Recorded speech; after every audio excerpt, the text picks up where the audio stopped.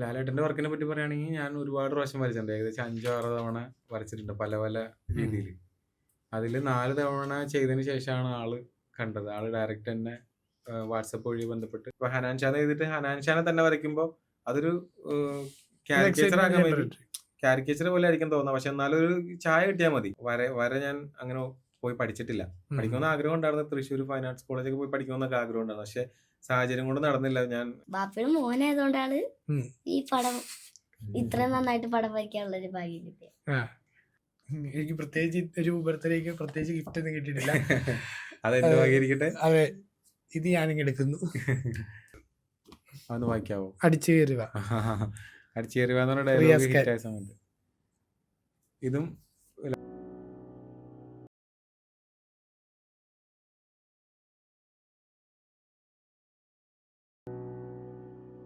വേറൊരു വൈറൽ വീഡിയോയുടെ കാര്യങ്ങളുണ്ടല്ലോ, അതായത് ഇപ്പൊ ഫുട്ബോൾ കൊടുത്ത് സർപ്രൈസ് ചെയ്യിപ്പിച്ചൊക്കെ, അത് മോന്റെ ഫ്രണ്ട്സ് ഒക്കെ തന്നെയാണോ? അവിടെയാണോ മോനും കളിച്ചോണ്ടിരുന്നത്? അപ്പൊ അതിന് മുമ്പ് മോൻ പറഞ്ഞിട്ടുണ്ട് ഇങ്ങനായിരുന്നു നമ്മുടെ പന്തെന്നൊക്കെ. വാപ്പിഴക്കല് അതായത് ഈ നമ്മുടെ പന്ത് ആദ്യം പ്ലാസ്റ്റിക് ഒക്കെ കിട്ടിയില്ലായിരുന്നു പറഞ്ഞില്ലേ? അത് ആദ്യം നമുക്ക് പന്തില്ലായിരുന്നു. ഞങ്ങൾ ഇതേപോലെ തന്നെ പ്ലാസ്റ്റിക് ബോളൊക്കെ വെച്ച് തന്നെയായിരുന്നു കളിച്ചോണ്ടിരുന്നത്. അപ്പൊ ഞാൻ പറഞ്ഞിട്ടുണ്ട് വാപ്പി പന്തിൽ ഒരു പന്തൊക്കെ മേടിച്ചല്ലാന്നൊക്കെ പറഞ്ഞിട്ടുണ്ട്. ഇവരുടെ കൂട്ടത്തില് കളിക്കാൻ വന്ന കുറച്ച് പിള്ളേര് കൊണ്ടുവരുന്ന പന്ത് മാത്രമാണ് അവർക്ക് ഉണ്ടായുള്ളൂ. പിന്നെ അവര് ആ ദിവസം വരാത്ത കുട്ടി, ആ കൊച്ചു ആ ദിവസം വന്നില്ലെങ്കിൽ പിന്നെ അന്നാളും കളിക്കാനില്ല. ഞാൻ ഇങ്ങനെ വിചാരിച്ചെന്ന് പറഞ്ഞാൽ വാങ്ങിച്ചു കൊടുത്ത് സർപ്രൈസ് ആയിട്ട് കൊടുക്കാം. അങ്ങനെ ചെയ്താ അത് നല്ല രീതിക്ക് റീച്ച് ആയി. നല്ല രീതിയിൽ റീച്ച് ആയി. ഇപ്പൊ നമ്മൾ കുറെ പേർക്ക് ബോൾ സ്പോൺസർ ചെയ്യുന്നുണ്ടെന്നുള്ള ഒരു ഇതൂടെ കേട്ടു. അത് നമുക്ക് അത്ര അർഹതപ്പെട്ട കുട്ടികളാണെന്നുണ്ടെങ്കിൽ കോണ്ടാക്ട് നമുക്ക് കാര്യം മനസ്സിലാക്കി കഴിഞ്ഞാൽ നമ്മള് വാങ്ങിച്ചു കൊടുക്കും. സ്പോർട്സിലേക്ക് ഇൻട്രസ്റ്റ് ഉണ്ടായിരുന്നു നേരത്തെ? എനിക്ക് ഫുട്ബോൾ കാണാൻ ഇഷ്ടം, കളിക്കാൻ അറിയില്ല. ക്രിക്കറ്റ് പ്ലെയർ ആണ്.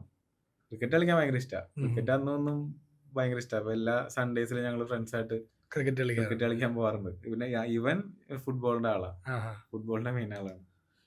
പാപ്പി ഇങ്ങനെ എല്ലാ കാര്യത്തിലും സപ്പോർട്ട് ചെയ്യാറുണ്ടോ? പാപ്പിയാണോ എല്ലാ കാര്യത്തിലും ഏറ്റവും കൂടുതൽ സപ്പോർട്ട് ചെയ്യണേ? ഇഷ്ടപ്പെട്ട ടീച്ചറൊക്കെ ഏതാ സ്കൂളില്? ടീച്ചറല്ല, എനിക്ക് ഒരു സാറാരാ? അജ്മൽ സാറ്. സാറൊക്കെ സപ്പോർട്ടീവ് ആണോ? സാർ വീഡിയോസ് ഒക്കെ എല്ലാം കാണാറൊക്കെ ഉണ്ടോ? സ്കൂളിൽ നിന്ന് ഇപ്പം ഓവറോൾ എന്താണ് ഇത്, ഈ വീഡിയോസ് ഒക്കെ ഇട്ടു തുടങ്ങിയ പിന്നെ സ്കൂളിൽ നിന്ന് എന്തെങ്കിലും ഒരു ഇതിനെ പറ്റി എന്തെങ്കിലും പറഞ്ഞെന്തെങ്കിലും ഒക്കെ? ഈ സാറ് എന്റെ ക്ലാസ് ടീച്ചറൊക്കെ കണ്ടിട്ട് എല്ലാവരുടെയും മുന്നിൽ വിളിച്ചിട്ട് പറഞ്ഞ്, റെയ്ഹാൻ നമ്മുടെ ക്ലാസ്സിലത്തെ വലിയൊരു സെലിബ്രിറ്റി ആണ്, ഇനി റെയ്ഹാനെ പിടിച്ചൊന്നും കിട്ടൂല, റെയ്ഹാൻ വലിയ സെലിബ്രിറ്റി ആയിക്കൊണ്ടിരിക്കുക, ഇനി എന്തെങ്കിലും പറയാണ്ടെങ്കിൽ ഇപ്പൊ തന്നെ പറയണമെന്നൊക്കെ. എന്റെയാ എന്നുവെച്ചാ ഉള്ളിന്ന് അങ്ങനെ കേൾക്കുമ്പോൾ ഒരു ഇതുണ്ടല്ലോ, എക്സൈറ്റ്മെന്റ് ഉണ്ടല്ലോ. അത് എല്ലാവരുടെ മുന്നിൽ ഒരു നാണം. പിന്നെ വലിയ ഒന്നുമില്ല. പിന്നെ ഏറ്റവും വലിയ സപ്പോർട്ട് ഉമ്മയാണെന്ന് പറയട്ടാ. അതെ, വീട്ടിൽ കയറാനുള്ള ഉമ്മ എല്ലാം വെച്ചൊക്കെ വെക്കണ്ടേ? ഉമ്മ എന്താ ചെയ്യുന്നേ? ഉമ്മ എനിക്കെല്ലാം ഉണ്ടാക്കി തരും. എന്റെ ഇങ്ങോട്ട് വരാൻ നേരത്തൊക്കെ തന്നെ ധൃതി പിടിച്ച് ഏതെങ്കിലും സ്ഥലത്തൊക്കെ പോകാൻ നേരത്ത് ധൃതി പിടിച്ചിരിക്കണ വാപ്പയാണ്. ആ സമയത്തൊക്കെ ഉമ്മയെ ഹെൽപ്പ് ചെയ്യണേ. പിന്നെ വാപ്പിയുടെ മൂടൊന്ന് കൂളായി വരുമ്പോ വാപ്പി ഇങ്ങനെ സപ്പോർട്ട് ചെയ്യാൻ എല്ലാ കാര്യത്തിലും. ആദ്യം എന്നോടൊന്ന് ചോദിക്കും, വാപ്പിയുടെ മൂഡ് എന്താ, നല്ല മൂടാണോ ചീത്ത മൂടാണോ ചോദിക്കും. അപ്പൊ ഞാൻ പറയും നല്ല മൂടാണ്, പറഞ്ഞോളാം. അങ്ങനെ ചോദിക്കാറുണ്ട് ആളോ. അപ്പൊ ഇപ്പൊ ഇടയ്ക്ക് വഴക്കൊക്കെ പറയും. ഉമ്മി വഴക്ക് പറയോ? അപ്പൊ ഉമ്മി ഇപ്പൊ ഈ ഒരു പോഡ്കാസ്റ്റ് വരുന്നുണ്ടെന്ന് പറഞ്ഞപ്പോ എന്താ പറഞ്ഞോട്ടെ? എന്തെങ്കിലും പറഞ്ഞു തന്നോ? ഇന്റർവ്യൂ പറഞ്ഞു. അവിടെ ചെന്നിട്ട് നല്ലോണം സംസാരിക്കണോന്നൊക്കെ പറഞ്ഞു. വാപ്പീന്റെ മൂഡ് ചേഞ്ച് ചെയ്ത് വാപ്പിക്ക് ദേഷ്യം വന്നാ പിന്നെ എന്താ ചെയ്യണെന്ന് പറയാൻ പറ്റില്ല. അങ്ങനെയൊന്നുമില്ലട്ടാ, അതെ, എന്തെങ്കിലുമൊക്കെ പറയണ്ടേ. ഇതിപ്പോ ലീഫ് ആർട്ടും പരിപാടികളൊക്കെ ഉണ്ടോ, കയ്യിലുണ്ടോ കാണിക്കാനായിട്ട്? ലീഫ് ആർട്ട് കയ്യിലില്ല. കാരണം ലീഫ് നമുക്ക് വർക്ക് ചെയ്ത് കഴിഞ്ഞാൽ ഉടനെ തന്നെ ഇത് ചെയ്യണം, പ്രിസർവ് ചെയ്യണം. പ്രിസർവ് ചെയ്ത് വെച്ചിട്ട് കൊടുക്കണം. ഒന്നില്ലെങ്കിൽ റെസിൻ ഒഴിച്ചാൽ അല്ലെങ്കിൽ നമ്മൾ എയർ കയറാതെ വെച്ചേക്കണം. അപ്പൊ ഞാൻ ചെയ്യുന്ന വർക്ക്സ് എല്ലാം എല്ലാവർക്കും അയച്ചു കൊടുക്കും അപ്പൊ തന്നെ. ഏറ്റവും കൂടുതൽ കസ്റ്റമൈസബിൾ വർക്ക് വരുന്നത് എന്തിനാണ്? ഇപ്പൊ കുറച്ച് ഒരു 3-4 വർഷമായിട്ട് നെയിം പോർട്രേറ്റ് ആ വരുന്നത്. Name നമ്മുടെ ഈ portrait. വൈറൽ വീഡിയോ നെസ്ലിന്റെ ചെയ്തില്ലേ ഉം. പേര് വെച്ചിട്ട്, അത് തന്നെയാ ചെയ്യുന്നത്. ഉം. ഉം. അതിനാണ് കൂടുതൽ വരുന്നത്. ഈ ക്യൂലാർട്ടിനെ കുറിച്ചൊക്കെ കൂടുതൽ പറയാനുണ്ടായിരുന്നു. ക്യൂലാർട്ട് എന്ന് പറഞ്ഞു കഴിഞ്ഞാല് നമുക്ക് ഞാനിങ്ങനെ ചിന്തിച്ചപ്പോ വിദേശികൾ ചെയ്ത് കണ്ടിട്ടാണ് ഞാൻ ഇതിലേക്ക് വരുന്നത്. ഓക്കെ. Paper quilling art. ഇത് പേപ്പർ നമ്മൾ കട്ട് ചെയ്ത് 1 സെന്റിമീറ്റർ രീതിയിൽ കട്ട് ചെയ്തെടുത്തിട്ട് ശരിക്കും ഫെവിക്കോൾ പശ യൂസ് ചെയ്ത് ഒട്ടിച്ച് ഓരോ ഡിസൈൻസ് ചെയ്തിട്ട് ഡിസൈൻ നമ്മൾ തന്നെ ഉണ്ടാക്കിയെടുക്കുക. നമ്മൾ വർക്ക് അവർ കണ്ടിട്ടാണ് ചെയ്തെങ്കിലും നമ്മൾ നമ്മുടെ ഡിസൈനേ ചെയ്യുള്ളൂ. നമ്മുടെ ഡിസൈൻ വേറെ ആൾ കോപ്പി ചെയ്യുമായിരിക്കും, പക്ഷെ നമ്മൾ മാക്സിമം കോപ്പി ചെയ്യാതെ നമ്മൾ തന്നെ സ്വന്തം ഡിസൈൻ വെച്ചിട്ട് ചെയ്യുകയാണെന്നുണ്ടെങ്കിൽ നമ്മുടെ ക്രിയേറ്റിവിറ്റി എപ്പോഴും വർദ്ധിച്ചുകൊണ്ടിരിക്കുള്ളൂ. അപ്പൊ ഇതിൽ സ്ട്രഗിൾ എന്ന് പറഞ്ഞു കഴിഞ്ഞാൽ ഓരോ പേപ്പർ ഒട്ടിച്ച് കഴിഞ്ഞിട്ട് അത് ഉണങ്ങിയതിന് ശേഷം അടുത്തത് ഒട്ടിക്കാൻ പറ്റുള്ളൂ. അങ്ങനെ ചെയ്ത് ഒരുപാട് സമയം എടുക്കും ഇത് ചെയ്ത് തീർക്കാനായിട്ട്. നല്ല ക്ഷമ വേണം. എനിക്ക് ഇടയ്ക്ക് വലിച്ചെറിഞ്ഞിട്ട് പോകണമെന്നൊക്കെ തോന്നും ചിലതൊക്കെ ചെയ്ത് തീരാതാകുമ്പോ. പിന്നെ നമ്മുടെ കയ്യിൽ നിന്ന് എന്തെങ്കിലും മിസ്റ്റേക്ക്, ചെറിയ പശ ചെറുതെ നമ്മൾ ഗം യൂസ് ചെയ്യുമ്പോൾ ശരിക്കും പേപ്പറിനെ പ്രൊട്ടക്ട് ചെയ്തില്ലെങ്കിൽ പിന്നെ നമ്മൾ ആദ്യം പോലെ ചെയ്യേണ്ടി വരും. ഒന്നും ചെയ്യാൻ പറ്റില്ല പിന്നെ. അതേപോലെ തന്നെ ടീ പൗഡർ ആയിട്ട് എന്തെങ്കിലും ഇപ്പൊ വല്ല പ്രാണിയോ എന്തെങ്കിലുമൊക്കെ വന്നു കഴിഞ്ഞാൽ നശിച്ചു പോകും. പിന്നെ നമ്മൾ ആദ്യം പോലെ വീണ്ടും ചെയ്യണം. അതാണ് ക്വില്ലിംഗ് ആർട്ട് ചെയ്ത് കഴിഞ്ഞാൽ നല്ല ഇപ്പൊ ഡിമാൻഡായി വരുന്നുണ്ട് കേട്ടോ. അത്യാവശ്യം സെയിലായി തുടങ്ങിയിട്ടുണ്ട്. വിദേശത്തേക്കൊക്കെ ഞങ്ങൾ അയച്ചു കൊടുക്കും ചെയ്തിട്ട്.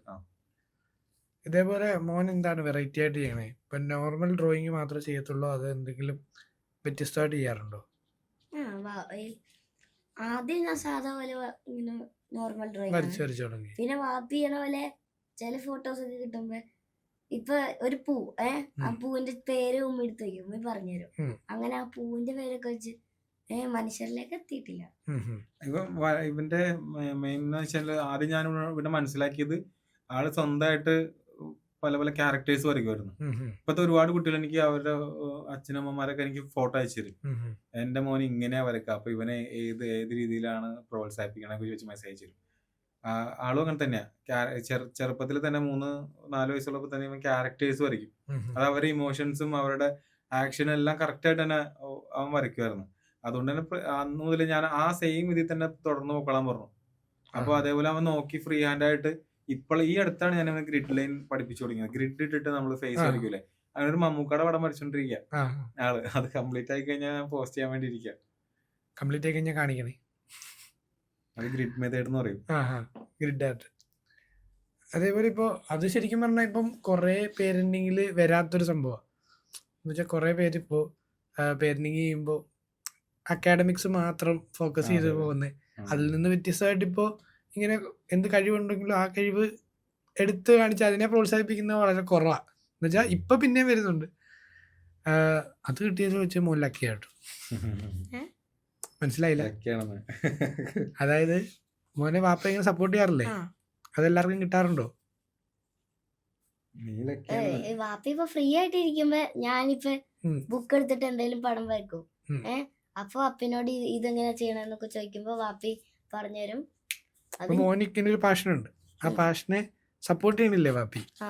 ഇപ്പൊ വാപ്പിയുടെ മോനായതുകൊണ്ടാണ് ഈ പടം ഇത്രയും നന്നായിട്ട് പടം വരയ്ക്കാനുള്ള ഒരു ഭാഗ്യം കിട്ടിയത്. അതിനാണ് ചേട്ടൻ ചോദിച്ചത്. അതാകുമ്പോ വാപ്പി കുറെ സപ്പോർട്ട് ചെയ്യണില്ലേ മോനെ? അതേപോലെ ഇപ്പൊ എല്ലാ ആൾക്കാരും എല്ലാരും സപ്പോർട്ട് ചെയ്യണമെന്നില്ലല്ലോ. അത് വെച്ചിട്ട് മോൻ ലക്കിയാണെന്നാണ് പറഞ്ഞത്. വാപ്പി എപ്പോഴും കൂടെ ഉള്ളതുകൊണ്ട്. ഹനാൻഷായുടെ ഒക്കെ ഒരു പേര് വെച്ചിട്ട്, അതായത് ഒരു ഹനാൻഷായുടെ ആണെങ്കിലും ജോജി തമ്പിയുടെ ഒക്കെ ആണെങ്കിലും കാർട്ടൂൺ. അതെന്ന് വെച്ചാൽ ഞാൻ ഇതിന് മുന്നേ പണ്ട് കുറെ നാൾ മുന്നേ ടിക്ടോക്ക് ഉണ്ടായിരുന്ന സമയത്ത് ഇതേപോലെയുള്ള പല വേർഡ്സ് ഇങ്ങനെ എഴുതും. ഇപ്പൊ ഓണം എഴുതിയിട്ട് ഓണത്തിന്റെ സദ്യ പൂക്കളം അങ്ങനത്തെ സംഭവങ്ങൾ ചെയ്യും.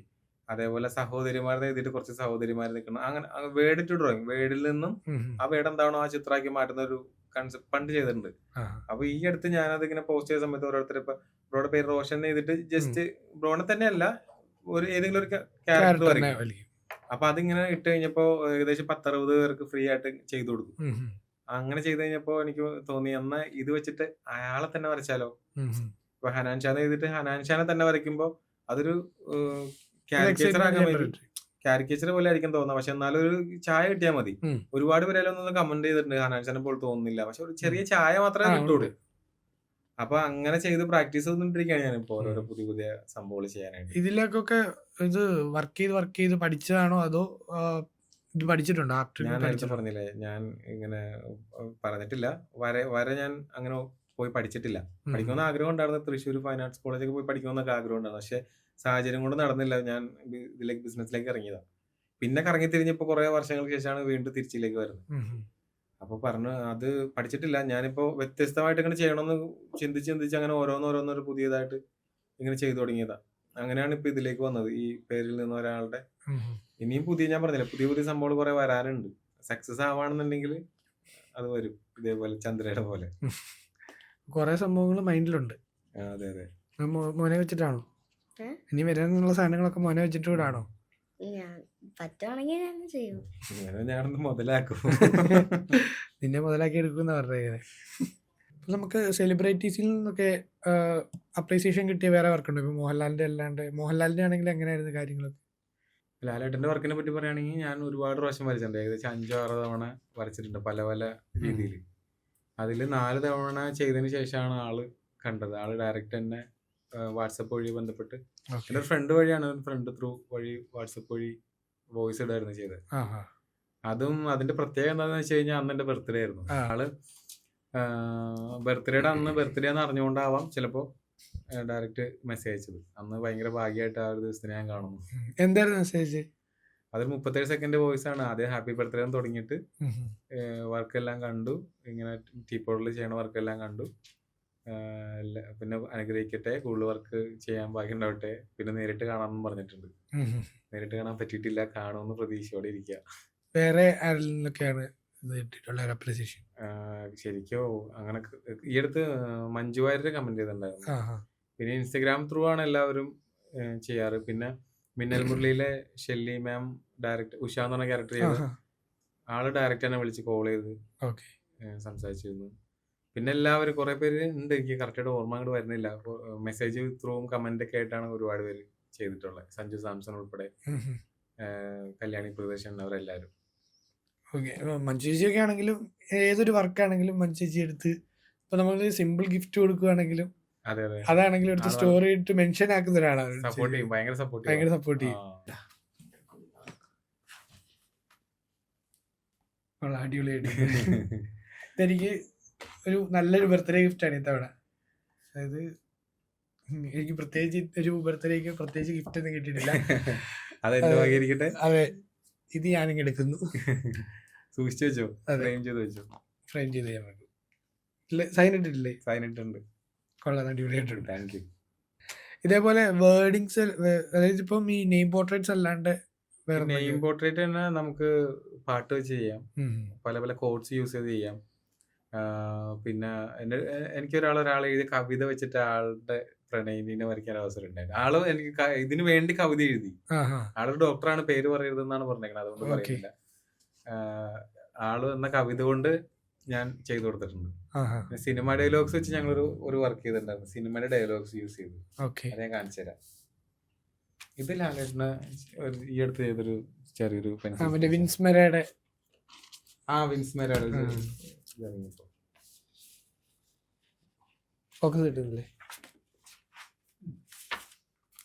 ഇത് സോങ്സ് ലിറിക്സ് യൂസ് ചെയ്ത്. ഓക്കെ, ഇതായിരുന്നു ആളുടെ ആ വിയാഹത്തിന്റെ സമയത്ത് ചെയ്ത്? അതെ അതെ അതെ, അത് അത്യാവശ്യം ആളുകൾ കണ്ടൊരു വീഡിയോ. പിന്നെ ഇത് അമിക്ക് വേണ്ടി ചെയ്തതാണ്. മോൻ പറഞ്ഞിട്ട് ചെയ്ത, മോന്റെ ഇഷ്ടത ജിയോ മച്ചാൻ സ്റ്റോറി കമന്റ് കിട്ടുന്നുണ്ടായിരുന്നു. ഇത് കൊള്ളാം, ഇത് അടിപൊളിയായിട്ടുണ്ട്. പിന്നെ പ്രേക്ഷകർക്ക് വേണ്ടി ചെയ്ത, അതെ, നമ്മുടെ സ്വന്തം ഹരിച്ചേച്ചി. പിന്നെ ഇത് അത് മോഹൻലാൽ ജഗദീഷ് ചേട്ടനെ ആളുടെ മാർക്കോ സിനിമയിലെ ക്യാരക്ടർ നെയിം വെച്ചിട്ട് ടോണി, ഫുൾ നെയിം അല്ലേ? ടോണി ഐസക്. സാഡിയോ മാൻ.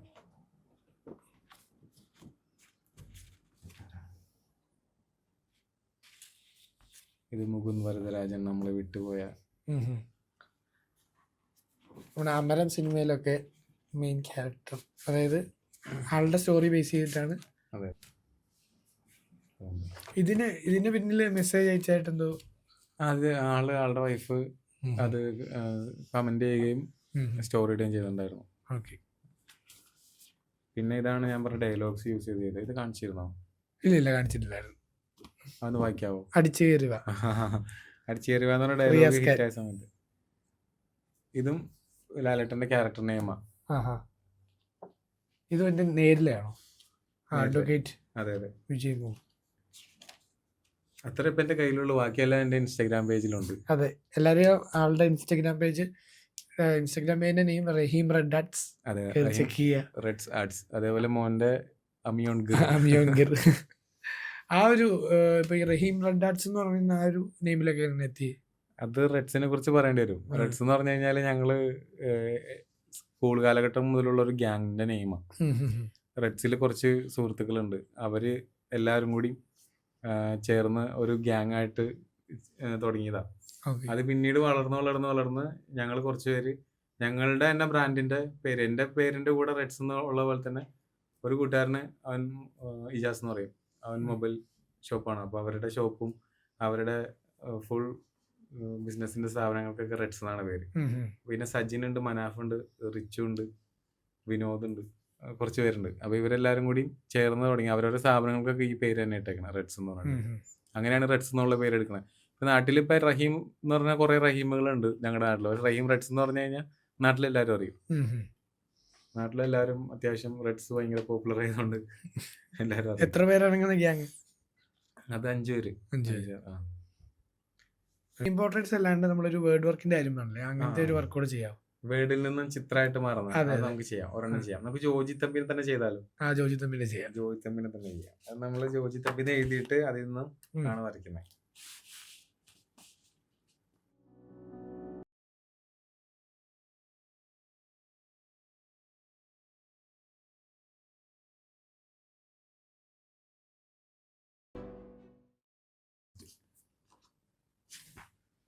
ഓക്കെ. ഒരു കാരിക്കേച്ചർ കൈൻഡ് ഓഫ്. അത്രേ ഉള്ളൂ. ആളുടെ ഒരു ചായ കിട്ടിയാൽ മതി. അതെ, എല്ലാരും പെർഫെക്ഷനിസം നോക്കരുത്. കാരണം അതെ, നമ്മളിതൊരു കാരിക്കേച്ചർ ആ ഒരു വേർഡിൽ നിന്ന് ഉണ്ടാക്കിയെടുത്തേക്കുന്നതാണ്. കൊള്ളാം, അടിപൊളിയായിട്ടുണ്ട്. ഇതേപോലെ ഹനാൻ ഷായുടെ സാധനം. പിന്നെ ഇതിനകത്തൊരു പെയിന്റിങ് കയറുമ്പോൾ കളർ ചെയ്യുമ്പോഴാണ് Colour correct ആളുടെ ഇതിലേക്ക് ചെയ്യുമ്പോഴത്തേക്ക് വരിക. ഫീൽ കിട്ടും. ഇതിപ്പോ നമ്മൾ ജസ്റ്റ് റഫ് സ്കെച്ച് ആയിട്ട് അതെ. ചെയ്ത് കാണിച്ച. കൊള്ളാം, സാധനം കൊള്ളാം. ഇതിന്റെ കൂടുതൽ വീഡിയോസ് കാണുന്നവര് ചേട്ടൻ്റെ ഇൻസ്റ്റാഗ്രാം പേജ് കയറി നോക്കിക്കഴിഞ്ഞാൽ